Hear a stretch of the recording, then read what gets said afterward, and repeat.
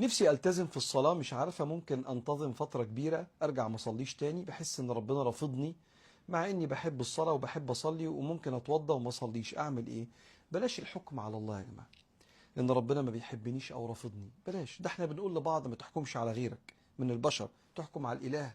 ولا يحيطون به علما، احنا ما نعرفش حاجة زي كده. بعدين ربنا خلقك مسلمة من غير ما تعملي حاجة، هو في دليل محبة اكتر من كده؟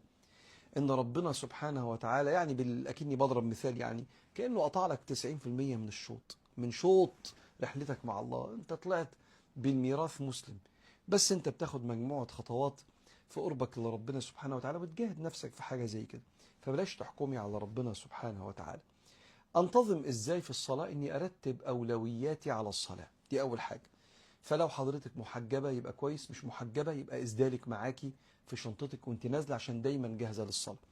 على قد ما اقدر اتوضا قبل ما انزل والبس الشراب على وضوء، علشان لو هاخد بقول العلماء اللي بيجيزوا المسح على الشراب يبقى امسح على الشراب لو نقضت وضوئي والحمد لله جاهز ومتوضي ولابس الشراب على وضوء. ارتب مواعيدي كلها على الصلاة واقوم، وده رقم اتنين، اصلي حتى لو بدون احساس او خشوع. اصلي علشان واقف بين يدي الله في الوقت اللي ندى عليه. والله كنت خاشع، يا ريت ده اللي بندور عليه. قد افلح المؤمنون الذين هم في صلاتهم خاشعون. ما كنتش خاشع، معلش، المهم ان انا لا يسقط من يومي الخمس فروض، بل أأديهم بين يدي الله، ووسط ما انا بصلي ان شاء الله ادور على الخشوع.